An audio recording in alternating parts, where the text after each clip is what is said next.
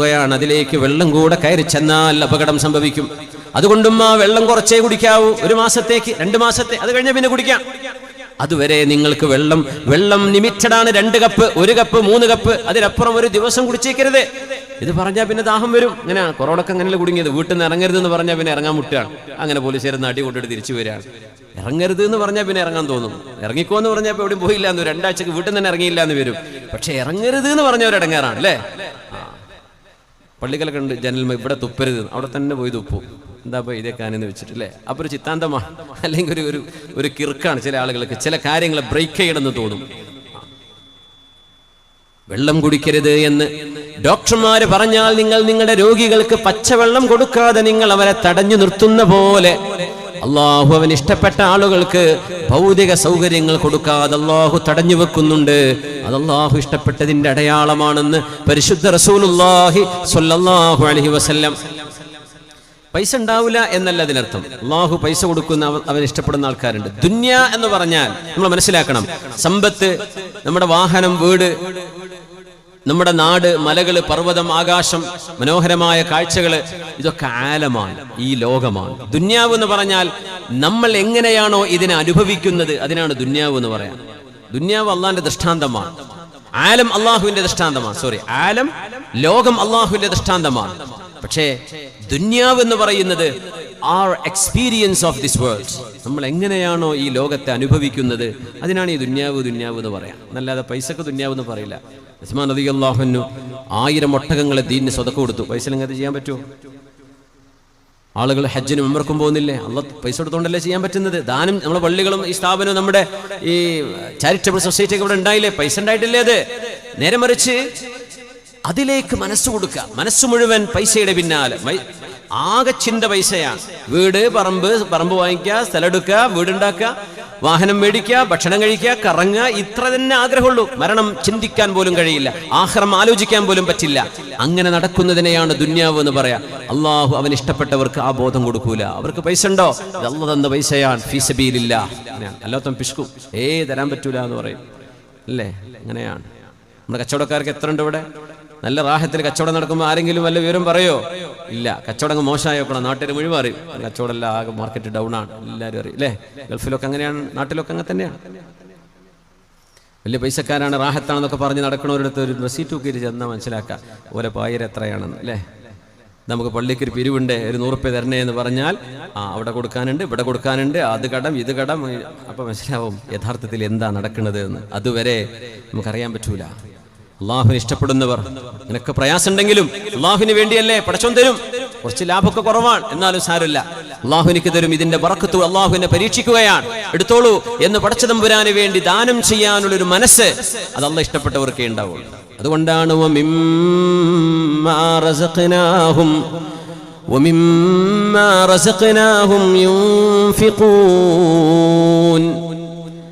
നാം നൽകിയതിൽ നിന്ന് ചെലവഴിക്കുന്നവരാണ്.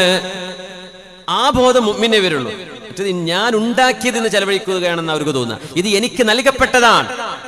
എനിക്ക് നൽകപ്പെട്ടതാണ്, അള്ളാഹു തന്നതാണ്, അതിൽ നിന്നാണ് ഞാൻ ചെലവഴിക്കുന്നത് എന്ന് തോന്നുന്നത് മുഅ്മിന് മാത്രമേ ഉള്ളൂ. അല്ലാത്തവർക്ക് തോന്നൂല. നിന്റെതല്ലേ, ഞാൻ അധ്വാനിച്ചതല്ലേ എന്ന്. അല്ലാഹ്, അതുകൊണ്ട് അള്ളാഹു ഒരാളെ ഇഷ്ടപ്പെടുന്നതിന്റെ അടയാളം, ഒരുപക്ഷെ അള്ളാഹു നൽകുന്ന ഏറ്റവും വലിയ സൗഭാഗ്യം, ഈ ലോകം അനുഭവിക്കാൻ അള്ളാഹു ഒരു മനുഷ്യന് അവസരം കൊടുക്കുന്നില്ല. ഈ ലോകം പരലോകത്തിന് ഉപയോഗിക്കാനാണ് അവസരം കൊടുക്കുന്നത്. ഈ ലോകത്ത് ഇവിടെയാണ് സുഖം, ഇതാണ് ജീവിതം, ഇത് അവസാനത്തെ ചാൻസാണ്, ലാസ്റ്റ് ചാൻസ്. ചെറുപ്പക്കാരൊക്കെ അങ്ങനെയാണ് ഇപ്പോൾ ബ്രെയിൻ വാഷ് ചെയ്യപ്പെടുന്നത്. അടിച്ചു പൊളിക്കുക, ചോദിക്കാനും പറയണമെന്ന് ആരുമില്ല. ഇത് പറയുന്ന ഐഡിയോളജി, അത്തരം രാഷ്ട്രീയ സംഘടനകൾ ഇത്തരം സ്ലോഗനുമായി കടന്നു വന്ന എല്ലാവരും കയറി കൂടും. എല്ലാവർക്കും അതല്ലേ വേണ്ടത്. റോഡിലൂടെ വണ്ടിയുടെ തോന്നിയ പോലെ ഓടിച്ചോ, റൈറ്റ് ടു ലെഫ്റ്റ് സിഗ്നൽ ഒന്ന് നോക്കണ്ട എന്ന് പറഞ്ഞാൽ ആൾക്കാർ അതല്ലേ കേൾക്കുള്ളൂ. മറ്റേ അവിടെ ബ്രേക്ക്, അവിടെ നിർത്തണം, ക്യൂ പാലിക്കണം, റെഡ് വന്നാൽ അവിടെ നിർത്തണം, ബ്രേക്ക് ചെയ്യണം, മുമ്പിലെ വണ്ടിനെ ഓവർടേക്ക് ചെയ്യുമ്പോൾ ശ്രദ്ധിക്കണം. അങ്ങനെ നിയമങ്ങളുണ്ടെങ്കിൽ അത് പ്രയാസമാണ്. ഒന്നും അടിച്ച് തെറിപ്പിച്ച് പോയിക്കോ. പക്ഷെ അതുകൊണ്ട് വല്ലതും നടക്കുമോ? താറുമാറാവില്ലേ? ജീവിതം ദുസ്സഹമാവില്ലേ? അള്ളാഹുവിന്റെ നിയമങ്ങളെ കാറ്റിൽ പറത്തല്ലേ? അത് അള്ളാഹുവിന്റെ നിയമങ്ങളെ അനുസരിക്കുകയല്ലേ നമ്മൾ വേണ്ടത്? അതിനല്ലേ അള്ളാഹു കാരുണ്യവാനായ റബ്ബ് ഖുർആന്റെ ആയത്തുകളെ, സൂറകൾ ആരംഭിക്കുക ബിസ്മില്ലാഹിർ റഹ്മാനിർ റഹീം. ഇത് കാരുണ്യവാനായ അള്ളാഹു നിങ്ങൾക്ക് നൽകുന്ന നിയമങ്ങളാണ്. ഇത് ക്രൂരനായ പടച്ചവനല്ല നിങ്ങളോട് പറയുന്നത്. കാരുണ്യവാനാ പറയുന്നത്. നിങ്ങളോട് സ്നേഹം കൊണ്ട് പറയാണ് നിങ്ങൾ നിസ്കരിക്കണേ എന്ന് പറയുന്നത്. നിങ്ങളുടെ മനസ്സിന് സമാധാനം കിട്ടാനാണ്. നിങ്ങളോട് അരുത് എന്ന് പറയുന്നത് കാരുണ്യവാനാണ് പറയുന്നത്. നിങ്ങളോട് കുപിതനായ ദേഷ്യപ്പെടുന്ന ഒരു പടച്ചവനല്ല, ഇത് കാരുണ്യവാനാണ് എന്നല്ലേ റബ്ബ് പറയുന്നത്. അതുകൊണ്ട് അള്ളാഹുവിന്റെ ഈ ലോകം അനുഭവിക്കണം, എന്നാൽ ഇത് സുഖലോലുപതയുടെ ഒരു രംഗമല്ല എന്ന് തിരിച്ചറിയാനുള്ള ബുദ്ധി അള്ളാഹു നൽകുന്നത് അവർ ഇഷ്ടപ്പെട്ടവർക്ക് മാത്രമാണ്. അനസ് റളിയല്ലാഹു അൻഹു പറയട്ടെ, ഖാല റസൂലുള്ളാഹി സ്വല്ലല്ലാഹു അലൈഹി വസല്ലം, പുണ്യനബി തങ്ങൾ പറയുമായിരുന്നു, ഇന്ന ഉദമൽ ജസാഇ മിൻ ഉദമിൽ ബലാ, പരീക്ഷണങ്ങൾ കൂടുന്നതിനനുസരിച്ചാണ് നിങ്ങളുടെ പ്രതിഫലങ്ങൾ അള്ളാഹു കൂട്ടിത്തരുന്നത്. വർഷങ്ങളോളം കാത്തിരുന്ന് കിട്ടിയ ഒരു കുഞ്ഞ്, ഒരുപാട് ചികിത്സ നടത്തിയിട്ട് ഉണ്ടായ ഒരു കുഞ്ഞ്, ആ കുഞ്ഞിനെ സ്നേഹിച്ചു മതി വന്നിട്ടില്ല. അപ്പോഴേക്കും ഒരു പനി വന്ന് കുഞ്ഞിനെ അള്ളാഹു കൊണ്ടുപോകുമ്പോൾ ആ മാതാപിതാക്കൾക്കുണ്ടാകുന്ന മനസ്സിന്റെ ആഴമേറിയ മുറിവെത്രയാണെന്ന് ഊഹിച്ചുകൂടെ? നമ്മളൊന്ന് ചിന്തിച്ചു നോക്ക്. യുദ്ധങ്ങൾ നടക്കുന്നിടത്ത് പട്ടിണിപ്പാവങ്ങളായി മനുഷ്യര് റോഡുകളിൽ തലകറങ്ങി മരിച്ചു വീഴുന്നിടത്ത്, മക്കള് ദാഹിക്കുമ്പോ ഉമ്മ വെള്ളം വേണമെന്ന് പറയുമ്പോ മോളെ വെള്ളം തരാൻ ഉമ്മയുടെ കയ്യിലില്ല എന്ന് ഒരു കുഞ്ഞിനോട് മാതാവിന് പറയേണ്ടി വരുന്ന ദുരവസ്ഥയെ കുറിച്ചൊന്ന് ആലോചിച്ചു നോക്കി. പരീക്ഷണങ്ങളുടെ എണ്ണവും വണ്ണവും കൂടുന്നതിനനുസരിച്ച് അള്ളാഹു അവർക്ക് പ്രതിഫലം വർദ്ധിപ്പിച്ചു കൊടുക്കുമെന്ന് റസൂലുള്ളാഹ്. കാരണം ഇത് താൽക്കാലികമായൊരു ലോകമാണ്, ഇതൊരിക്കലും ശാശ്വതമായ ലോകമല്ല. എല്ലാവരും മരിക്കും, അത് എപ്പോഴാന്ന് പോലും ആർക്കും അറിയില്ല. അങ്ങനത്തെ ഒരു ലോകമല്ലേ.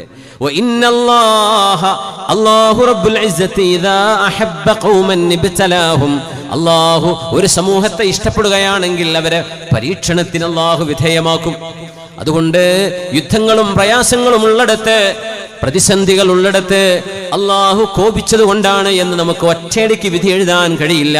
അവര് പാപികളാണെങ്കിൽ ആ വരുന്നത് പാപങ്ങൾക്കുള്ള ശിക്ഷയാവാം. അവര് പാപികളല്ലെങ്കിൽ അള്ളാഹു നൽകുന്നത് അവരിഷ്ടപ്പെട്ട മുഹിബ്ബീങ്ങളെ അള്ളാഹു സ്വീകരിക്കുകയാണ് സ്വർഗത്തിന്റെ ഉന്നതങ്ങളിലേക്ക് കൊണ്ടുപോകാൻ. ഇദാ അഹബ്ബ ഖൗമൻ ഇബ്തലാഹും, നമ്മളതിന് റെഡിയാണോ? നമ്മുടെ വേണ്ടപ്പെട്ടവർ മരിക്കും, നമുക്ക് വേണ്ടപ്പെട്ടവർക്ക് രോഗം വരും, നമുക്ക് രോഗം വരും. പലരും മരിക്കുമ്പോൾ നമ്മൾ വേദനിക്കും, നമ്മൾ മരിക്കുമ്പോൾ നമുക്ക് വേണ്ടി വേറെ പലരും വേദനിക്കും. ഈ ലോകം അങ്ങനെയാണ്.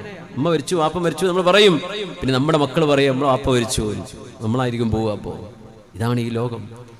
ഈ ലോകത്ത് ദുഃഖങ്ങളില്ലാത്തവരാരാണ്? പ്രയാസങ്ങളില്ലാത്തവരാരാണ്? ഒരു കണ്ണുനീരൊരുക്കേണ്ട ഒരു പ്രശ്നം പോലും ഒരു വീട്ടിലില്ലാത്ത ഏതെങ്കിലും വീടുണ്ടോ? സമ്പന്നനാവട്ടെ പാവപ്പെട്ടവനാവട്ടെ, സത്യവിശ്വാസികളാണോ? സന്തോഷിക്കാം. ഇന്നല്ലാഹ ഇദാ അഹബ്ബ ഖൗമൻ ഇബ്തലാഹും, അല്ലാഹു ഒരു വിഭാഗത്തെ ഇഷ്ടപ്പെടുകയാണെങ്കിൽ അവരെ അല്ലാഹു പരീക്ഷിച്ചിരിക്കും. സഹിക്കാൻ തയ്യാറാണോ? അള്ളാഹിനോട് ഇഷ്ടാന്ന് പറയുമ്പോ സ്നേഹിക്കുന്നവനൊന്നുള്ളി ഒന്ന് കടിച്ചു, ഒന്ന് വേദനിപ്പിച്ചു, ഒന്ന് മുറിവാക്കി, നമുക്ക് വലിയ പ്രശ്നമൊന്നും ഉണ്ടാവില്ല. പക്ഷെ നമുക്ക് ഇഷ്ടമല്ലാത്ത ഒരുത്തം വന്ന് തോണ്ടിയ പ്രശ്നമായിരിക്കും അല്ലേ? യുദ്ധാവൂല ഇവിടെ? എന്തിനെ തോണ്ടിയെന്ന് ചോദിക്കുക. ഇവൻ നുള്ളിപ്പിച്ച് മുറിയാക്കിയിട്ടുണ്ടാവും, പക്ഷേ അത് ഇഷ്ടം കൊണ്ടല്ലേ, സാരല്ല. ചെറിയ കുട്ടികളൊക്കെ നമ്മളെ കടിക്കൂല ചിലപ്പോ. പല്ലൊക്കെ മുളച്ചു വരുന്ന നേരത്ത് കുട്ടികൾ ആരെങ്കിലും പ്രതികാരം ചെയ്യുമോ മക്കളോട് തിരിച്ച്? അത് പല്ലുണ്ടാകുമ്പോൾ ഒരു ഗിർക്കാന്നല്ലേ പറയാ. ചിലപ്പോൾ കടിയൊക്കെ നല്ല കടിച്ച് നല്ല മുറിയാവും ചിലപ്പോ. എന്തേ? അത് സ്നേഹത്തിന്റെ കടിയാണ്. അപ്പൊ അതിന്റെ വേദന അറിയൂല. അള്ളാഹു ഇഷ്ടപ്പെട്ടാൽ പരീക്ഷിക്കും. ആർക്കത് തൃപ്തിയാണോ അവർക്ക് അള്ളാന്റെ തൃപ്തി കിട്ടും. ആ പരീക്ഷണങ്ങളിൽ ആർക്ക് റബ്ബിനോട് ദേഷ്യമാണോ അവർക്ക് അള്ളാന്റെ ദേഷ്യം ഉണ്ടാകുമെന്ന് റസൂലുള്ളാഹി സ്വല്ലല്ലാഹു അലൈഹി വസല്ലം. അപ്പോഴാണ് ഹബീബിനോട് ഒരു സ്വഹാബി വന്ന് ചോദിക്കുന്നത്, നബിയേ, അയ്യുന്നാസി അശദ്ദു ബലാഅ, ഏറ്റവും വലിയ പരീക്ഷണങ്ങൾ അനുഭവിക്കുന്ന മനുഷ്യർ ആരാണ്? ആരാ? ഖാല, പുണ്യനബി മറുപടി കൊടുത്തു, അൽ അംബിയാ, അല്ലാഹുവിന്റെ പ്രവാചകന്മാരാണ്, അല്ലാഹുവിന്റെ നബിമാരാണ്, അല്ലാഹുവിന്റെ നബിമാരാണ്. സൗദി അറേബ്യയിലെ ബുറൈദക്കടുത്ത് റസ് എന്ന് പറയുന്ന ഒരു സ്ഥലമുണ്ട്. അസ്ഹാബുർ റസ് എന്ന് ഖുർആൻ പറഞ്ഞ ഒരു വിഭാഗം, അവരുടെ നബിയായിരുന്ന ഹൻളലത്ത് ഇബ്നു സഫ്വാൻ അലൈഹിസ്സലാം എന്നൊരു പ്രവാചകനെ, തഫ്സീറിൽ മുഫസ്സിരീങ്ങൾ പറഞ്ഞതനുസരിച്ച് ആ പ്രവാചകനെ ആ നാട്ടുകാർ അനുസരിച്ചില്ല എന്ന് മാത്രമല്ല, ആ നാട്ടിലുണ്ടായിരുന്ന ഒരു റസ്സിലേക്ക് എന്ന് പറഞ്ഞാൽ ഒരു കിണറ്റിലേക്ക് ആ പ്രവാചകനെ കൊണ്ടുപോയി എറിയുകയും പ്രവാചകന്റെ തലക്കുമീതെ മണ്ണ് വാരിടുകയും ചെയ്ത് ജീവനോടെ വെള്ളത്തിൽ മുക്കിക്കൊല്ലുകയായിരുന്നു അസ്ഹാബുർ റസ് ചെയ്തത്. ഒരു നബി അനുഭവിച്ചതാണ്, ഒരു പ്രവാചകൻ. ഹൻളലത്ത് ഇബ്നു സഫ്വാൻ എന്ന് പറയുന്ന നബി. നബിമാര് നമ്മൾ പേരറിയാത്ത ഒരുപാടുണ്ട്, തഫ്സീറുകളിൽ കുറേയേറെ നബിമാരുടെ പേര് കാണും.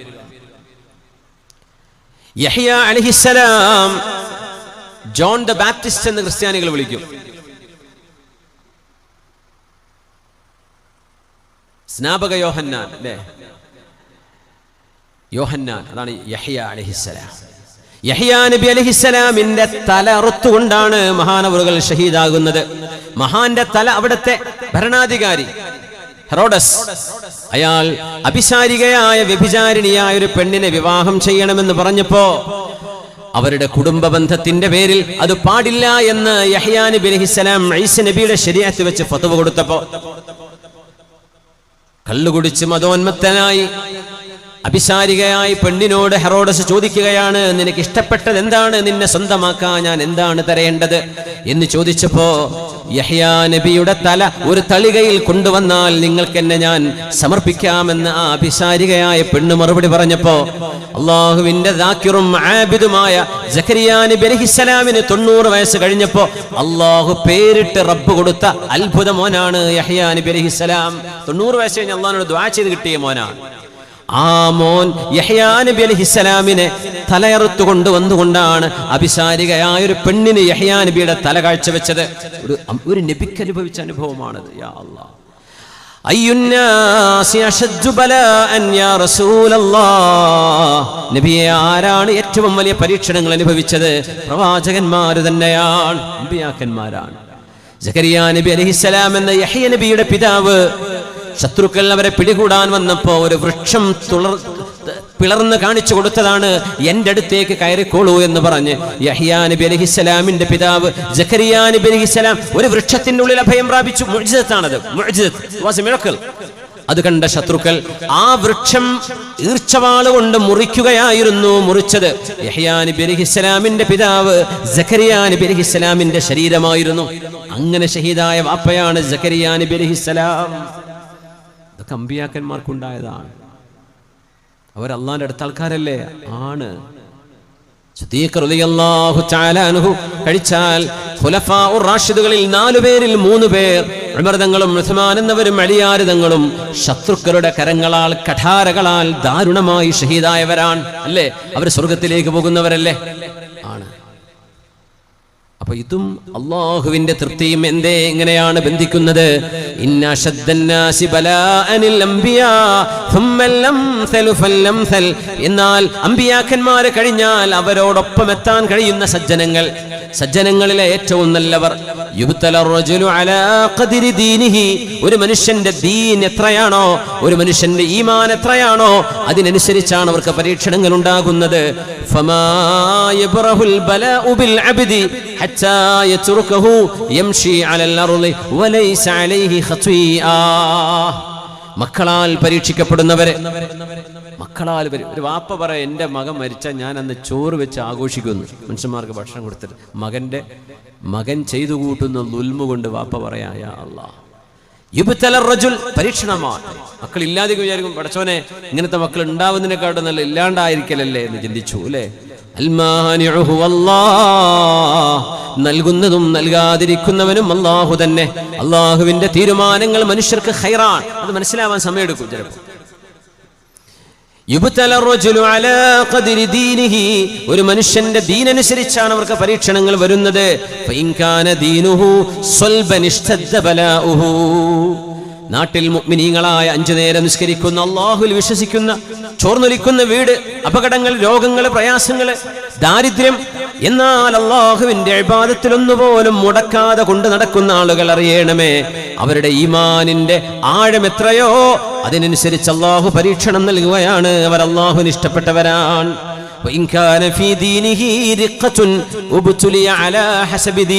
എന്നാൽ ദീനിൽ അവർക്ക് ഖനം കുറവാണെങ്കിൽ, ഈമാൻ കുറവാണെങ്കിൽ, ഇസ്ലാമികമായ ചിട്ടകൾ കുറവാണെങ്കിൽ അവർക്ക് പരീക്ഷണങ്ങളും കുറഞ്ഞു പോകുമെന്നാൽ അവർക്ക് നാളെ പരാജയം. ചില ആളുകൾ ഇങ്ങനെ പരീക്ഷണങ്ങളിൽ നിന്ന് പരീക്ഷണങ്ങളിലേക്ക്, ദുരിതങ്ങളിൽ നിന്ന് ദുരിതങ്ങളിലേക്ക് യാത്ര പോകുമ്പോൾ അറിയണമേ, യത്റുകുഹു ഹത്താ യത്റുകുഹു യംശി അലൽ അർദ് വലൈസ അലൈഹി ഖതിഅ. ഭൂമിയിലൂടെ ആ മനുഷ്യൻ നടക്കുമ്പോ, നമ്മുടെ അങ്ങാടിയിലേക്ക് ആ മനുഷ്യൻ വരുമ്പോ, വീട്ടിലേക്ക് തിരിച്ചു പോകുമ്പോ, ഒരു കല്യാണത്തിന് ആ മനുഷ്യൻ വരുമ്പോഴേ, ഒരു വിവാഹത്തിന് വരുമ്പോ, തിരിച്ചു പോകുമ്പോ, ആശുപത്രിയിൽ കയറി ഇറങ്ങുമ്പോ അറിയണമേ, ആ മനുഷ്യന്റെ ദേഹത്ത് ഒരു തെറ്റുപോലും ഉണ്ടാവില്ല. അനുഭവിച്ചുകൊണ്ടിരിക്കുന്ന പ്രയാസങ്ങളുടെ പേരിൽ അള്ളാഹു എല്ലാം കരിച്ചു കളഞ്ഞിരിക്കുമെന്ന് പരിശുദ്ധ റസൂലുള്ളാഹി സ്വല്ലല്ലാഹു അലൈഹി വസല്ലം. അതുകൊണ്ട് മെഹബൂബ് എന്ന് നുള്ളിയാൽ ആ വേദന സഹിക്കാൻ പറ്റുന്നവരായിരിക്കണം അവരെ സ്നേഹിക്കുന്നത്. അള്ളാന്റെ ചില നുള്ളിങ്ങനെ വരുമ്പോ പതറിപ്പോവരുത്, സാരമില്ല, എന്റെ റബ്ബ് അങ്ങനെ തീരുമാനിച്ചു, എന്റെ റബ്ബിന്റെ തീരുമാനം അതാണെങ്കിൽ അൽഹംദുലില്ലാഹ്.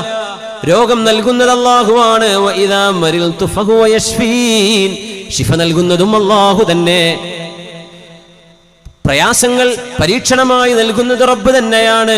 ആ പരീക്ഷണങ്ങളെ ഒഴിവാക്കി തരുന്നതും റബ്ബ് തന്നെയാണ്. എന്റെ മെഹബൂബിന്റെ ഇഷ്ടം എന്തോ അത് എന്നിൽ റബ്ബ് നടപ്പാക്കിക്കൊള്ളട്ടെ, എനിക്കത് ഇഷ്ടമാണ് എന്ന് പറയുന്നിടത്താണ് വല്ലദീന ആമനൂ അശദ്ദു ഹുബ്ബൻ ലില്ലാഹ്. മുഅ്മിനീങ്ങൾ അല്ലാഹുവിനെ നന്നായി സ്നേഹിക്കുന്നവരാണ്. ആ സ്നേഹം എന്ന് പറയുന്നത് പരീക്ഷണങ്ങളെ അതിജീവിക്കാനുള്ള കരുത്താണ്. നമ്മൾ പെടയൂല, പെടക്കൂല, നമ്മളങ്ങ് ഇരുന്നു പോവില്ല. അല്ലാത്തവർ ആത്മഹത്യ ചെയ്യും. മനക്കരുത്ത് കിട്ടൂല ഈമാനില്ലാത്തവർക്ക്. വലനബ്ലുവന്നകും ബിശൈഇൻ മിനൽ ഖൗഫി വൽ ജൂഅ്. സൂറത്തുൽ ബഖറ വളരെ മനോഹരമായ ആയത്ത്. ബിസ്മില്ലാഹിർ റഹ്മാനിർ റഹീം. بسم الله الرحمن الرحيم.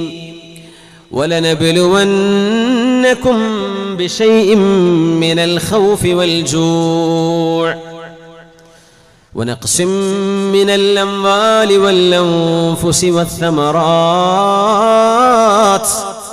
وبشر الصابرين الذين إذا أصابتهم مصيبة قالوا إنا لله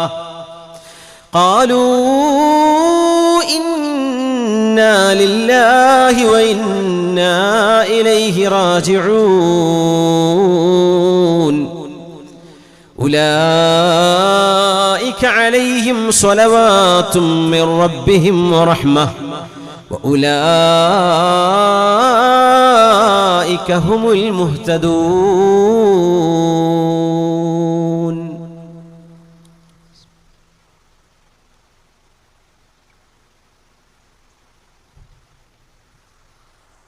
വലനബ്ലുവന്നകും. പ്രവാചകരെ, അങ്ങയുടെ അനുയായികളോട് പറഞ്ഞു കൊടുക്കണമേ, പരീക്ഷണങ്ങൾ നിങ്ങളുടെ മുമ്പിലേക്ക് വരാതിരിക്കില്ല. ഉറപ്പായിട്ടും പരീക്ഷണങ്ങൾ വരും. എങ്ങനെയൊക്കെ? മിനൽ ഖൗഫ്, പേടി തോന്നുക. എന്താവും ഇനി ഭാവി? ഒന്നും ആവില്ല, അള്ളാഹ് കണക്കാക്കിയ പോലെ വരുള്ളൂ. തന്നെ മനുഷ്യർക്കൊന്നും ചെയ്യാൻ പറ്റൂല. ഇവരെന്തിനാ പേടിക്കണത്? എന്തൊക്കെ കൊലകൊമ്പന്മാർ നാട്ടിലെ രാജ്യങ്ങളിൽ കഴിഞ്ഞുപോയി, ലോകത്ത് കഴിഞ്ഞുപോയി. അള്ളാഹ് കണക്കാക്കിയത് മാത്രമേ നടക്കുള്ളൂ. ആ കണക്കാക്കിയെന്ന് ഓടാൻ നമ്മളെ കൊണ്ട് പറ്റുമോ? പറ്റൂല. വല്ലാഹു യതവല്ല സ്വാലിഹീൻ. സജ്ജനങ്ങൾ അള്ളാഹ് ഏറ്റെടുക്കുന്നു. സജ്ജനങ്ങളായി നടന്ന പോലെ എന്തിനെ പേടിക്കണേ? പിന്നെ ഇത്രയേ നമ്മുടെ മുമ്പിലെ വിഷയമുള്ളൂ. നമ്മൾ നന്നായാൽ മതി. വെറുതെ പേടിച്ചിട്ട് എന്താ കാര്യം? ഒരു മുസീബത്തിനെ പേടിക്കുന്നത് ഒരു മുസീബത്താണ്. ഒരു മുസീബത്ത് വരുമല്ലോ എന്ന് പേടിക്കുന്നത് ഒരു മുസീബത്താണ്. ഒരു പഴയ വണ്ടി ഡ്രൈവ് ചെയ്ത് പോവുക, അവിടുന്ന് കോഴിക്കോട്ടേക്ക് പോവുകയാണ്. പഴയ വണ്ടിയാന്ന് വിചാരിക്കുക. അവിടെ എത്തോളം പേടിയായിരിക്കും. ഇത് രാമേട്ടർ ബ്രേക്ക് ഡൗൺ ആവുമോ? യൂണിവേഴ്സിറ്റി എത്തുമ്പോൾ കുടുങ്ങോ? ബൈപ്പാസിൽ എത്തുമ്പോൾ ടയർ പഞ്ചറാവോ? ഈ പേടിച്ച് അവസാനം എത്തും. പക്ഷെ എത്തണ വരെ പേടിയായിരിക്കും. ആ പേടിയും ആ അപകടവും ഒരുപോലെ തന്നെയല്ലേ? മുഅ്മിനീങ്ങൾക്ക് പേടി ഉണ്ടാവില്ല. ലാ ഖൗഫുൻ അലൈഹിം വലാ ഹും യഹ്സനൂൻ. പേടിക്കുന്നത് അല്ലാഹുവിനെയാണ്. എൻ്റെ റബ്ബ് തീരുമാനിക്കാതെ ഒരാൾക്ക് ഒന്നും ചെയ്യാൻ പറ്റൂല. എൻ്റെ റബ്ബ് തീരുമാനിച്ചാൽ ഒരു ഉറുമ്പിന് മതി എന്നെ നശിപ്പിക്കാൻ. എൻ്റെ റബ്ബിന്റെ തീരുമാനം മാത്രമേ ഇവിടെ നടക്കുന്നുള്ളൂ. ഇതാണ് മുഅ്മിനായ മനുഷ്യന്റെ വിശ്വാസം, അല്ലേ? പേടി വരും. വിശപ്പ് വരും. വരുമാനം കുറഞ്ഞു പോകും, സമ്പത്ത് കുറഞ്ഞു പോകും, ജോലി നഷ്ടപ്പെടും, കച്ചവടങ്ങൾ പൊളിഞ്ഞു പോകും. വല്ലംഫുസി വേണ്ടപ്പെട്ട ആളുകൾ മരിച്ചു പോകും, വീട്ടിൽ മരണങ്ങൾ ഉണ്ടാകും. വസ്തമറാത്ത് നിങ്ങളുടെ വരുമാനങ്ങളിൽ കുറവ് വരും.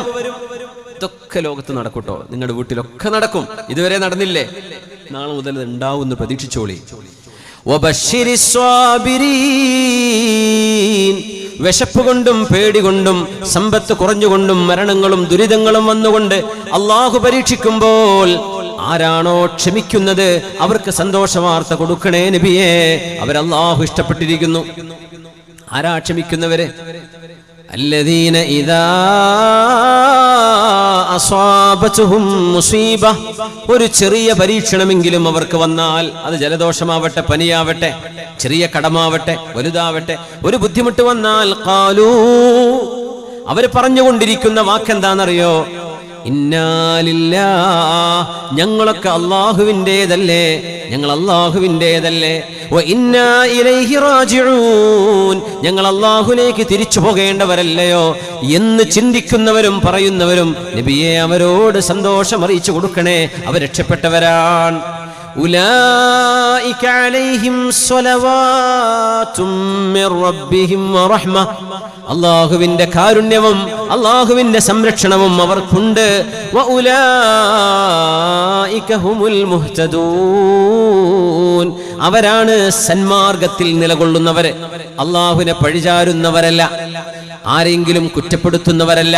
ഇതെന്റെ റബ്ബിന്റെ പരീക്ഷണമാണ്. അങ്ങനെ ചിന്തിക്കുന്ന ആളുകൾ അവർക്ക് നബിയെ സന്തോഷവാർത്ത അറിയിച്ചു കൊടുക്കണമേ എന്ന് പരിശുദ്ധ റസൂലുള്ളാഹി തങ്ങളോട് അല്ലാഹുവിന്റെ ആജ്ഞയാണ്. നമ്മളൊക്കെ ജീവിതത്തിൽ അനുവർത്തിക്കേണ്ട ഒരു കാര്യം. എപ്പോഴും റാഹത്താവൂല, നമ്മൾ വിചാരിച്ച പോലെയൊന്നും കാര്യങ്ങൾ നടക്കൂല. നമ്മൾ വിചാരിച്ച പോലെ കാര്യങ്ങൾ നടക്കണമെന്ന് ക്ഷണിക്കുകയാണെങ്കിൽ ഈ ലോകത്തിന്റെ പേര് പിന്നെ സ്വർഗം എന്നായിരിക്കും. പക്ഷെ ഇതിന്റെ അള്ളത്തെ പേര് ദുന്യാവ് എന്നാണ്, അല്ലേ? നമ്മൾ വിചാരിച്ച പോലെ നടക്കൂല. അങ്ങനെ വിചാരിച്ചാൽ മതി. ഏതു നേരം ഒരു ഫോൺ കോൾ വരുമ്പോൾ നമുക്ക് വേണ്ടപ്പെട്ടവർ മരിച്ചു താകാരായിട്ട് കേൾക്കുക. ഇന്നാ ലില്ലാഹി വ ഇന്നാ ഇലൈഹി റാജിഊൻ. അല്ലാഹു ഇഷ്ടപ്പെടുകയാണെങ്കിൽ ഹബീബായ നബി തങ്ങൾ പറഞ്ഞു തരുന്ന അടയാളങ്ങളിൽ മൂന്നാമത്തേത് ഇന്നല്ലാഹ ഇദാ ഹബ്ബ അഹ്ല ബൈത്തിൻ അദ്ഖല അലൈഹിമുർ റിഫ്ഖ്. അല്ലാഹു ഇഷ്ടപ്പെടുന്നതിന്റെ അടയാളം ഒരു വീട്ടിലുള്ള വീട്ടുകാർ പരസ്പരം സ്നേഹത്തോടെ പെരുമാറുന്ന ആളുകളാണെങ്കിൽ, വാത്സല്യവും സ്നേഹവുമുള്ള വീടുകളാണെങ്കിൽ ആ വീട് അല്ലാഹു ഇഷ്ടപ്പെട്ട വീടാണ്. എപ്പോഴും ദേഷ്യപ്പെടുന്ന വീട്ടുകാരുണ്ടാവും. അവിടെ ജ്യേഷ്ഠനും അനുജനും അടിയാ, വാപ്പയും മക്കളും അടിയാണ്. അടി എന്ന് പറഞ്ഞാൽ എപ്പോഴും ഒച്ചപ്പാടും ബഹളം. വീട്ടിൽ വന്നാൽ എറിയ പൊളിക്കുക, ഇതന്നെ പരിപാടി. ജ്യേഷ്ഠൻ അനുജനെ കണ്ടൂടാ, അനുജനെ ഏട്ടനെ കണ്ടൂടാ, പെങ്ങൾക്ക് ആങ്ങളെ കണ്ടൂടാ, ഇതന്നെ. അങ്ങോട്ടും ഇങ്ങോട്ടും കടിച്ചു കീറുന്ന വീട്ടുകാരെ അല്ലാഹു ഇഷ്ടപ്പെട്ടതിന്റെ അടയാളമല്ലാതെ. അല്ലാഹു ഇഷ്ടപ്പെട്ടാൽ അദ്ഖല അലൈഹിമുർ റിഫ്ഖ് വല്ലാത്ത സ്നേഹത്തോടെ വാത്സല്യത്തോടെ ശബ്ദം താഴ്ത്തി സംസാരിക്കുന്ന വീട്ടുകാര്, അതൊരു ക്വാളിറ്റി ആട്ടോ. നമ്മൾ മലയാളികൾ നമ്മുടെ ഭാഷനെ വെച്ച് ഒച്ചപ്പാടുള്ള ഭാഷയാണ്. വേറെ നാട്ടുകാരുടെ പോയി നിന്നാൽ നമ്മുടെ ഭാഷന്റെ ഇടങ്ങേറ് മനസ്സിലാവുള്ളൂ. നമുക്ക് ചിലപ്പോൾ ഈ ആഫ്രിക്കൻ ചില സ്ലാങ്ങുകൾ കേട്ടാൽ നമുക്ക് ഭയങ്കരമായ അസ്വസ്ഥത തോന്നും. ആഫ്രിക്കൻസ് ഭയങ്കര ഒച്ചയിൽ സംസാരിക്കും, അല്ലേ? അപ്പം ഞാൻ വിചാരിച്ചു നമ്മുടെ മലയാളത്തിലും കഷ്ടമായിരിക്കുമല്ലോ പഠിച്ചോനെ. അത് എന്തെങ്കിലും രണ്ട് വാക്ക് തിരിയുന്നൊക്കെ നമ്മളീ പറയുന്നത് അറബികൾക്ക് വരെ കണകുണെന്ന് അവർ പറയാം. നമ്മൾ എന്താ ഇപ്പോൾ ഒരു വാക്ക് എവിടെ അവസാനിച്ചത്, സെൻറ്റൻസ് അവസാനിച്ചോ എന്നൊന്നും പിടുത്തം കിട്ടുക. നമ്മളങ്ങോട്ട് പറയല്ലേ ഒരു പറച്ചിൽ. ഇത് ഉറക്കെ പറയും ചെയ്യും. ഒരു കല്യാണത്തിന് ചെന്നാൽ അവിടെ, ഒരു പള്ളി ചെന്നാൽ 4 ആൾ നിസ്കരിക്കുന്നുണ്ടാവും അവിടെ, ഒളുവിൻ്റെ കരക്കിരുന്നിട്ടൊരു കഥ പറച്ചിൽ. അത് മെഹ്റാബൊക്കെ കേൾക്കുക സൗണ്ട്. പക്ഷെ നമ്മൾ അറിയുന്ന പോലും ഉണ്ടാവില്ല. മരിച്ചിടത്ത് അവിടെ ഖുർആനും ദിക്റൊന്നും വേണ്ട എന്നുള്ള തീരുമാനം കൂടിയാണെങ്കിൽ പിന്നെ ഒരു കഥ പറച്ചിൽ തന്നെയായിരിക്കും. ഈ വർത്തമാനം ബഹളമായി മാറാൻ ചില വീട്ടുകാർ, ചില ആളുകൾ ഒച്ചയിലേ സംസാരിക്കുള്ളൂ. ഒന്ന് ശബ്ദം താഴ്ത്തുക. നമ്മൾ പണ്ടത്തെ കൾച്ചറല്ല ഇപ്പോൾ. കുറച്ച് ശബ്ദം താഴ്ത്തി സംസാരിക്കുക, ആളുകൾ കേൾക്കത്തക്ക വിധം സംസാരിച്ചാൽ മതി. ഞാനിപ്പോൾ മൈക്കിൽ എന്തെങ്കിലും ഓറൊക്കെ പൊട്ടിച്ചിട്ട് ശങ്ക പൊട്ടേണ്ട വല്ല കാര്യമുണ്ടെങ്കിൽ കേൾക്കുന്നില്ലേ, മനസ്സിലാവുന്നില്ലേ?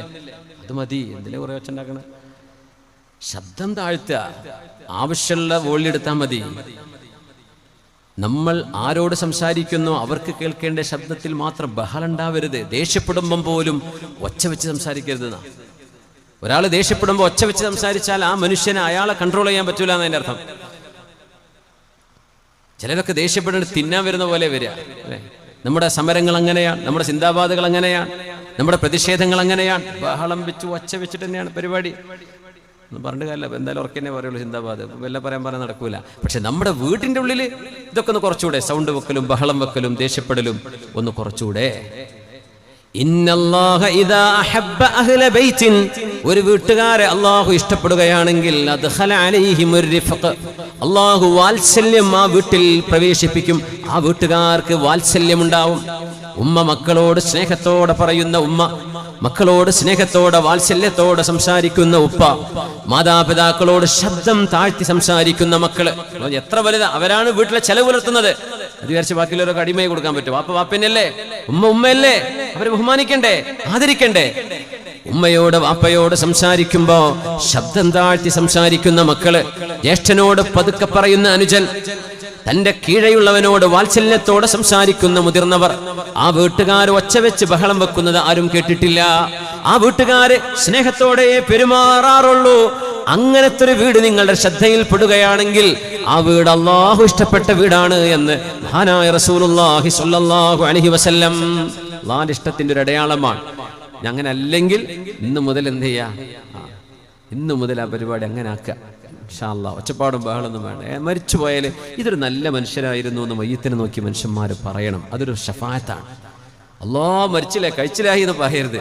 ഒരു മനുഷ്യന്റെ മയ്യത്ത് കാണുമ്പോഴേ എന്നോ പോകേണ്ടതായത് പോകാൻ വേണ്ടി എത്ര ദോരുന്നതാ ഇപ്പോഴേ പോയിട്ടുള്ളൂ എന്ന് മനുഷ്യന്മാർ പറഞ്ഞു. എന്താ ജീവിച്ചതുകൊണ്ട് എന്ത് കാര്യം കിട്ടി? ഒരു മനുഷ്യന്റെ ദുആ കിട്ടുമോ? കിട്ടൂല. നല്ല അങ്ങാടി വന്ന ബഹളം, കച്ചവടക്കാരോട് തട്ടിക്കയറുക, എല്ലാവരോടും ദേഷ്യപ്പെടുക, ഇത് അവർക്ക് മാത്രമേ രസം ഉണ്ടാവുള്ളൂ, ഇത് അനുഭവിക്കുന്നവർക്ക് രസം ഉണ്ടാവില്ല. അതുകൊണ്ട് എന്ത് ചെയ്യണം? സ്വഭാവം മാറ്റണം. റിഫ്ഖ് വേണം, വാത്സല്യം വേണം, സ്നേഹം. ഇസ്ലാമിന്റെ ഏറ്റവും വലിയ പ്രത്യേകത അതാണ്, വാത്സല്യമാണ്, സ്നേഹമാണ്. ക്രൂരത കൊണ്ടും ബഹളം കൊണ്ടും ഒന്നും ലോകത്ത് ആർക്കും നേടാൻ കഴിയില്ല. ഇന്നല്ലാഹ ഇദാ ഹബ്ബ അഹ്ല ബൈത്തിൻ അദ്ഖല അലൈഹിമുർ റിഫ്ഖ്, അല്ലാഹു ഇഷ്ടപ്പെടുകയാണെങ്കിൽ അവർ സ്നേഹം അല്ലാഹു നൽകുമെന്ന് റസൂലുള്ളാഹി സ്വല്ലല്ലാഹു അലൈഹി വസല്ലം. അല്ലാഹു ഇഷ്ടപ്പെട്ട ചില ആളുകളുടെ ഉദാഹരണം റസൂലുള്ളാഹി സ്വല്ലല്ലാഹു അലൈഹി വസല്ലം തങ്ങളുടെ ചില അനുഭവങ്ങളിലൂടെ നമ്മൾ വിവരിക്കാൻ പോവുകയാണ്. മുവാഫഖത്തുൽ അബ്ദി ലില്ലാഹി ഫീമാ യഖൂലുഹു മിൻ കലാമിൻ വഅഹ്കാം. അള്ളാഹുവിന്റെ തീരുമാനമെന്തോ ആ തീരുമാനം മനുഷ്യരുടെ വാക്കുകളിലൂടെ കേൾക്കാൻ കഴിയും. ചില ആളുകൾ അങ്ങനെയാണ്. അള്ളാഹുവിന്റെ തീരുമാനം എന്താണോ ആ തീരുമാനം അവരുടെ നാക്കിലൂടെ വരുന്നു. അവര് പറയുന്നതും അള്ളാഹുവിന്റെ നിയമവും ഒന്നു തന്നെ. ഒരു മനുഷ്യന്റെ ആഗ്രഹങ്ങൾ അള്ളാഹുവിന്റെ ആഗ്രഹത്തോട് യോജിച്ചു വരുന്ന ഒരു ഘട്ടം, അത് ഏറ്റവും VIP-കളായ അള്ളാഹുവിന്റെ ഔലിയാഇന് കിട്ടുന്ന ഒരു സ്ഥാനമാണ്. ഒരു ചില കാര്യങ്ങൾ പറഞ്ഞാൽ ഞാൻ ഉദാഹരണത്തിലേക്ക് വരാം. ഹുദൈബിയ സന്ധി നടക്കുന്നു. ഹുദൈബിയ സന്ധി നടക്കുന്നത് ഹിജ്റയുടെ 6-ാം വർഷം മദീനയിലേക്ക് നബി തങ്ങൾ യാത്ര പോയി പലായനം ചെയ്ത് 6-ാമത്തെ വർഷമാണ് ഉംറ ചെയ്യാൻ വരുന്നത്. ഹബീബായ നബി തങ്ങൾക്ക് അല്ലാഹു സ്വപ്ന ദർശനം കാണിച്ചു കൊടുക്കുന്നു. നബിയേ, നിങ്ങൾ വിശുദ്ധമായ കഅബാലയത്തിൽ കടക്കുന്നു. തദ്ഖുലുന്നൽ മസ്ജിദൽ ഹറാം, വിശുദ്ധമായ മക്കയിലേക്ക്, പരിശുദ്ധമായ പള്ളിയിലേക്ക് ഉംറ നിർവഹിക്കാൻ നിങ്ങൾ വരുന്നു. മുഹല്ലിഖീന റൂസകും വമുഖസ്സിരീൻ, തലമുണ്ഡനം ചെയ്തുകൊണ്ടും തലമുടി മുറിച്ചുകൊണ്ടും സ്വഹാബികളെ നിങ്ങൾ ഉംറക്ക് വരുന്നു എന്ന് അല്ലാഹുവിന്റെ ഹബീബിന് ഒരു സ്വപ്ന ദർശനം ഉണ്ടാകുന്നു. അതിന്റെ അടിസ്ഥാനത്തിൽ ഉംറ ചെയ്യാൻ വേണ്ടി മദീനയിൽ നിന്ന് പുറപ്പെടുന്നു. എത്ര ദൂരം? 450 കിലോമീറ്റർ മരുഭൂമിയിലൂടെ യാത്ര ചെയ്യണം. 450 കിലോമീറ്റർ. യാ അല്ലാഹ്. ഹുദൈബിയ എന്നത് മക്കയുടെ പരിസരമാണ്. മക്കയുടെ ഇളം തെന്നൽ അടിച്ച് വീശുന്നത് അനുഭവിക്കാനുണ്ട്. മക്കയുടെ ഗന്ധം വരുന്നുണ്ട്. മക്കയുടെ സ്മരണകൾ ഉയരുകയാണ്. മക്ക കണ്ണിൽ കണ്ടു തുടങ്ങുന്നു. വിശുദ്ധ ഹറമിലേക്ക് എത്തിക്കൊണ്ടിരിക്കുകയാണ്. അപ്പോഴാണ് ഖുറൈശികൾ തിരിച്ചു പോകണം, നിങ്ങൾക്ക് ഉംറ ചെയ്യാൻ ഈ വർഷം ഞങ്ങൾ നിങ്ങളെ സമ്മതിക്കില്ല. എന്തുകൊണ്ട്? ഒരു കാരണവുമില്ല. നിങ്ങൾ പോകണം, ഞങ്ങൾക്ക് ഉംറ നിർവഹിക്കണം, നിങ്ങൾ തിരിച്ചു പോകണം. ഞങ്ങൾ ഉംറ ചെയ്യാൻ വന്നവരാ, ഞങ്ങളുടെ ലഗേജ് നിങ്ങൾ നോക്കൂ, ഞങ്ങളുടെ വാഹനം തപ്പിക്കോളൂ. ഞങ്ങൾ ആയുധങ്ങളുമായി വന്നവരല്ല, ഞങ്ങൾ യുദ്ധത്തിന് വന്നതല്ല. നിങ്ങൾ ആയുധം കൊണ്ടുവന്നോ ഇല്ലയോ എന്ന് പ്രശ്നമല്ല, നിങ്ങൾ ഈ വർഷം തിരിച്ചു പോകണം. ഉമർ റളിയല്ലാഹു അൻഹു വേദനിച്ചു പറഞ്ഞുപോയി, മക്ക എന്നത് എൻ്റെ നാടാണ്, എൻ്റെ നാട്ടിലേക്ക് കടക്കാൻ നിങ്ങളുടെ സമ്മതമോ? Mecca is our home, Mecca എൻ്റെ ജന്മനാടാണ്. സ്റ്റിൽ ഒന്നും ഇവിടെ പറയാൻ പറ്റില്ല, പൊയ്ക്കോ. ആലോചിച്ച് നോക്കി, എയർപോർട്ടിൽ പോയിട്ട് തിരിച്ചു വിട്ട എന്തായിരിക്കും അവസ്ഥ? നമ്മൾ കാറിലോ ഓട്ടോറിക്ഷയിലോ കയറി പോയിട്ടുണ്ടാവുക, ബസ്സിൽ പോയിട്ടുണ്ടാവും. ഇവിടെ അടുത്തല്ലേ, യാത്ര പോകാൻ പറ്റാതെ തിരിച്ചു പോന്നാൽ എത്ര വേദന ഉണ്ടാവും. ഇത് 400 കിലോമീറ്റർ 450 കിലോമീറ്റർ യാത്ര ചെയ്തു. ഹബീബായ നബി ഞങ്ങൾക്ക് ഒരു വിരലനക്കിയാൽ 2500 വരുന്ന സ്വഹാബികൾ. അതിൽ ഉമർ റളിയല്ലാഹു അൻഹുവിനെ പോലെയുള്ള വീരശൂരരായ ആളുകൾ ഹബീബിന്റെ കൂടെയുണ്ട്. ഒരു യുദ്ധം എന്ന് പറയുകയേ വേണ്ടൂ. അവിടെ വന്ന മുഴുവൻ ഖുറൈശികളെയും നിലംപരിശാക്കാൻ പറ്റുന്ന സ്വഹാബിമാർ ഹബീബിന്റെ കൂടെയുണ്ട്. എന്നാൽ ലോകത്തിന്റെ ഗുരു പറയുന്നത് അവിടെ സമാധാനത്തിനാണ്. നമ്മളൊരു സന്ധിയിൽ ഒപ്പുവെക്കുകയാണ്. ആ സന്ധിയിൽ ഒപ്പുവെക്കുന്നത് 10 വർഷം നമ്മൾ തമ്മിൽ യുദ്ധം പാടില്ല. മിനിമം 10 വർഷം, പിന്നെ ഇത് എക്സ്റ്റെൻഡ് ചെയ്യാം. ഉമർ റളിയല്ലാഹു അൻഹു ആ കരാറിന്റെ ക്ലോസുകൾ മുഴുവനും ഓരോന്ന് വായിച്ചുകൊണ്ടിരിക്കുമ്പോൾ നബിയോട് പറഞ്ഞു, നബിയേ, അവര് പറയുന്ന ഡിമാൻഡുകളൊന്ന് കണ്ടോ നബിയേ? മക്കയിൽ നിന്ന് ആരെങ്കിലും മുസ്ലിമായി നമ്മുടെ മദീനയിലേക്ക് വന്നാൽ അവരെ മക്കത്തേക്ക് തിരിച്ചയക്കണം. അതിന് കുഴപ്പമില്ലായിരുന്നു. മദീനയിൽ നിന്ന് ആരെങ്കിലും മക്കയിലേക്ക് വന്നാൽ അവരെ മക്കയിൽ അവരെ പിടിച്ചു വെക്കും. ഒരു മുസ്ലിം പോയാൽ അവനെ പിടിച്ചു വെക്കും. ഒരു മുശ്രിക് വന്നാൽ തിരിച്ചു വിടും വേണം. ആയിക്കോട്ടെ, സാരമില്ല. റസൂലുള്ളാഹ് അങ്ങ് അല്ലാഹുവിന്റെ റസൂലാണ് എന്ന വാക്ക് അവിടെ നിന്ന് വെട്ടണം. തങ്ങൾ പറഞ്ഞു, വെട്ടിക്കോളൂ അലിയാരെ. അലി റളിയല്ലാഹു അൻഹു, നബിയേ, എന്റെ കൈ കൊണ്ട് അങ്ങ് അല്ലാഹുവിന്റെ റസൂലാണെന്ന് എഴുതിയത് എങ്ങനെ ഞാൻ എന്റെ കൈ കൊണ്ട് വെട്ടാനാണ്? ഉമ്മിയായ നബി തങ്ങൾ ചോദിച്ചു, അലിയേ, എവിടെയാണ് റസൂലുള്ളാഹ് എന്ന പേര് നിങ്ങൾ എഴുതിയത്? തങ്ങൾക്ക് എഴുത്തുമാനെയും അറിയില്ലല്ലോ. കാണിച്ചു കൊടുത്തു, ഇതാണ്. തങ്ങളങ്ങ് വെട്ടി. സ്വല്ലല്ലാഹു അലൈഹി വസല്ലം. ബിസ്മില്ലാഹിർ റഹ്മാനിർ റഹീം. കാരുണ്യവാനായ കരുണാവാരിധിയായ അള്ളാഹുവിന്റെ നാമത്തിലാണ് ഈ കരാർ ആരംഭിക്കുന്നത് എന്ന് എഴുതിയപ്പോ അവര് പറഞ്ഞു, ആരാണ് ഈ കാരുണ്യവാൻ? മുതലാളിയായ കോടീശ്വരനായ യമാമയിലെ, ഇന്നത്തെ റിയാദിലെ ദിർഇയ എന്ന പ്രദേശത്ത് താമസിച്ചു പോയ മുസൈലിമത്തുൽ കദ്ദാബ്, ബനു ഹനീഫ് ഗോത്രത്തിന്റെ നേതാവ്, കോടീശ്വരനായിരുന്ന മുസൈലിമത്തുൽ കദ്ദാബ്, അയാളൊരു കാരുണ്യവാനാണെന്ന് ഞങ്ങൾ വിളിക്കാറുണ്ട്. ആ കാരുണ്യവാനല്ലാതെ ഏതാണ് അല്ലാഹ് എന്ന ഈ കാരുണ്യവാൻ? അതുകൊണ്ട് റഹ്മാനും റഹീമും വെട്ടണം. ബിസ്മിക്കല്ലാഹുമ്മ, പടച്ചവനെ നിന്റെ നാമത്തിൽ. അത്ര മതി. അല്ലാഹുവിനെ വിശ്വസിച്ചു. അള്ളാഹിന്റെ കൂടെ വേറെയും ദൈവങ്ങളുണ്ടെന്ന് വിശ്വസിച്ചു. അവർ ശിർക്ക് ചെയ്തവരായിരുന്നു മക്കക്കാർ. ഇതൊക്കെ വെട്ടി. അതിൽ ഉമർ തങ്ങൾക്ക് ദേഷ്യം വന്നു. യാ റസൂലല്ലാഹ്, പുന്നാര നബിയേ, അലസ്നാ അലൽ ഹഖ് വഅദൂനാ അലൽ ബാതിൽ. നബിയേ, നമ്മൾ സത്യത്തിന്റെ പക്ഷത്തല്ലയോ? നമ്മുടെ ശത്രുക്കൾ അധർമ്മത്തിന്റെ ഭാഗത്തുമല്ലയോ? ഖാല നഅം, അതേ ഉമറേ, നമ്മൾ സത്യത്തിന്റെ പക്ഷത്തു തന്നെയാണ്. അൻത നബിയുല്ലാഹ്, അങ്ങ് അല്ലാഹുവിന്റെ റസൂലല്ലയോ നബിയേ? ഖാല നഅം ബലാ, ഞാൻ അല്ലാഹുവിന്റെ റസൂൽ തന്നെയാണ് ഉമറേ. ഫലിമ ഹാദിഹി ദനിയ നുഅതി ദനിയത അലാ ദീനിനാ. എന്തിനാണ് നബിയെ നമ്മൾ അപമാനം സഹിച്ചു പോകുന്നത്? എന്തിനാണ് ബിസ്മില്ല വെട്ടാൻ നിൽക്കുന്നത്? എന്തിനാ റസൂലുള്ള വെട്ടാൻ നിൽക്കുന്നത്? എന്തിനാണ് അവർ പറയുന്ന കരാറിന് സമ്മതം മൂളുന്നത്? മക്ക നമ്മുടെ നാടല്ലയോ? നമ്മൾ അവരെ പുറത്താക്കിയതല്ലേ?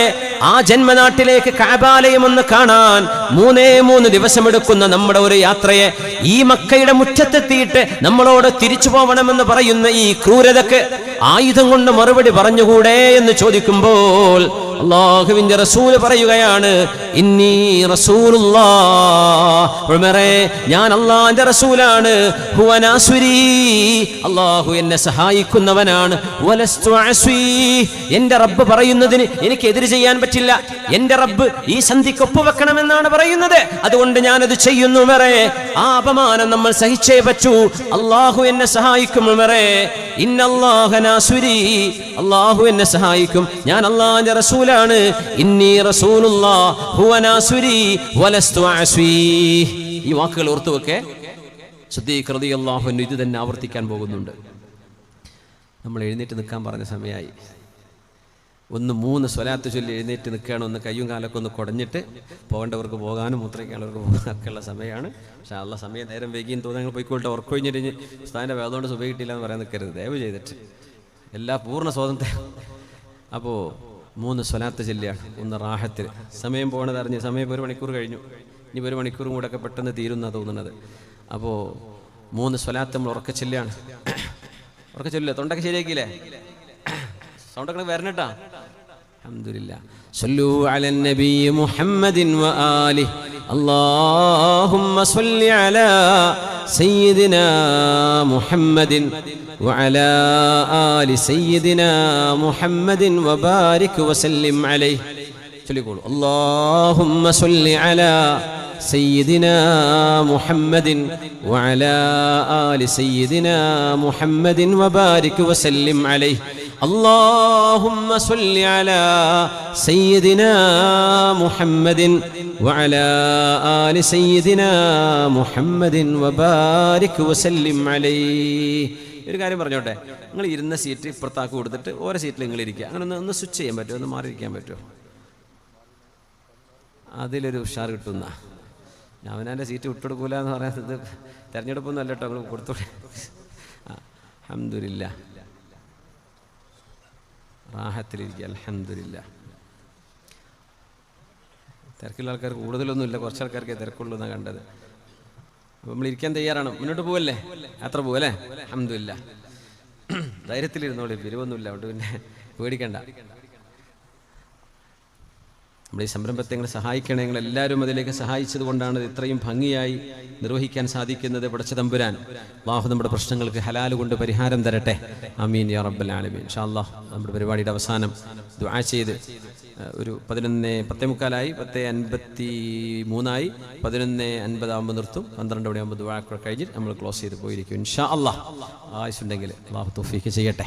ആമീൻ യാ റബ്ബൽ ആലമീൻ. ഇങ്ങോട്ട് എന്താ പറയാ ശരിക്ക്? ഇത് ചെനക്കലങ്ങാടി? ചെനക്കലങ്ങാടി. ചെനക്കൽ പറഞ്ഞാൽ വേറെ സ്ഥലമുണ്ട് അല്ലേ? 3-4 വെറുതെ അല്ലേ. ഞാൻ എന്താ ഇപ്പം ചെനക്കലങ്ങാടി ഇവിടെയാണോ എന്ന് ഇങ്ങനെ ആലോചിച്ചത്. വേറെ എവിടെയോ കണ്ടിട്ടുണ്ടല്ലോ. അൽഹംദുലില്ലാ.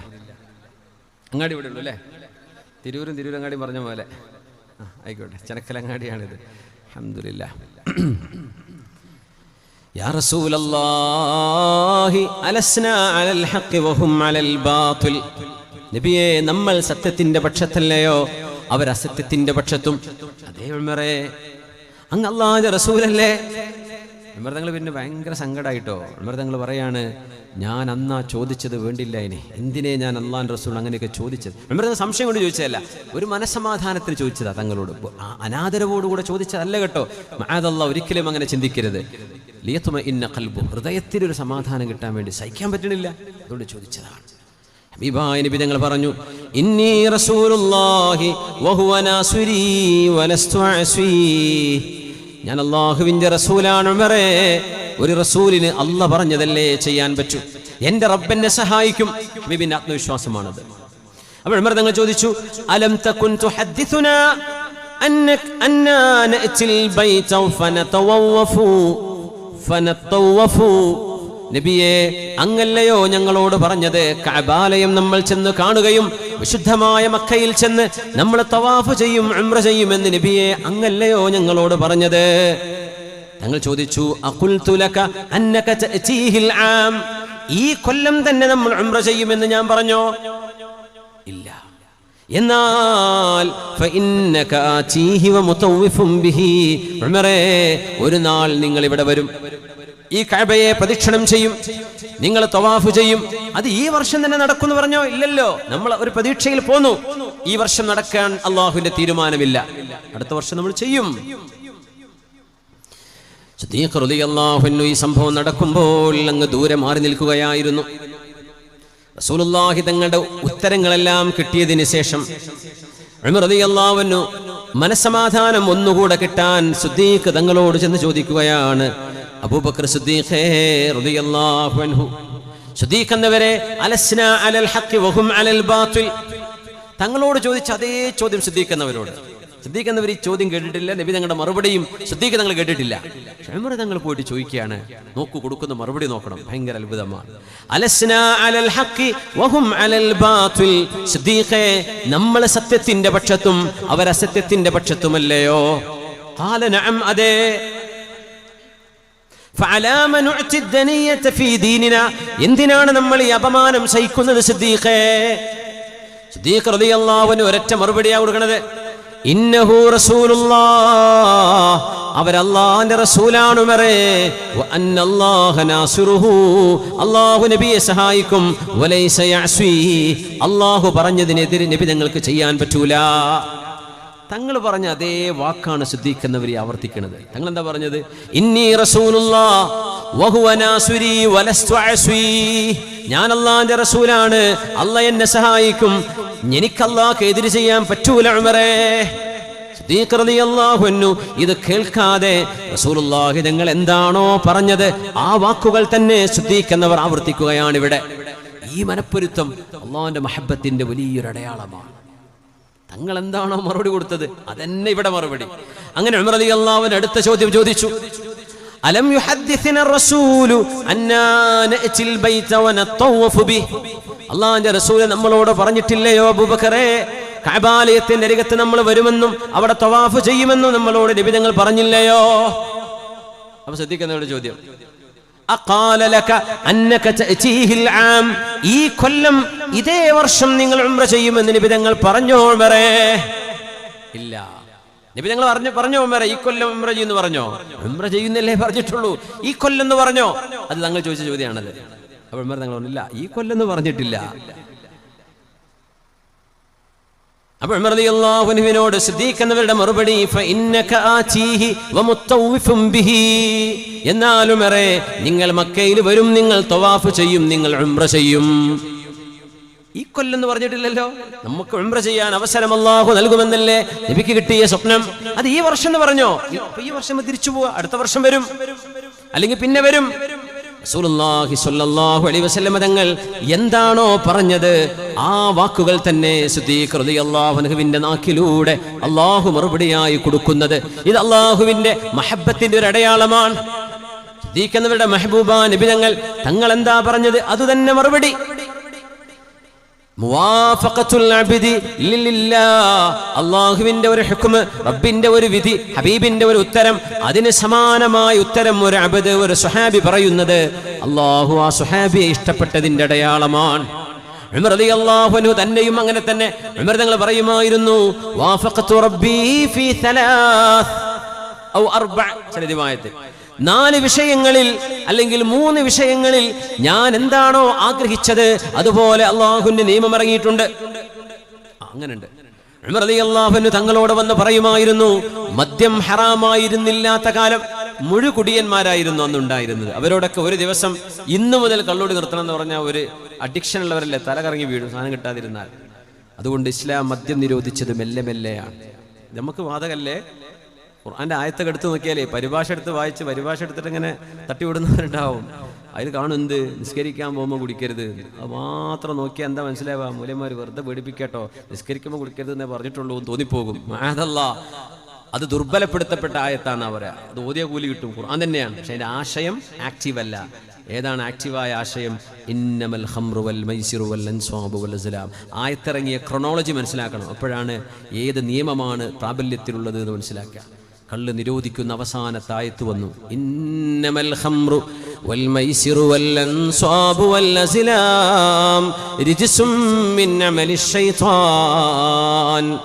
മദ്യപാനവും ചൂതാട്ടവും ശകുനം നോക്കലും ബഹുദൈവാരാധനയും പൈശാചികമാണ്, നിങ്ങൾ നിർത്തേണമേ.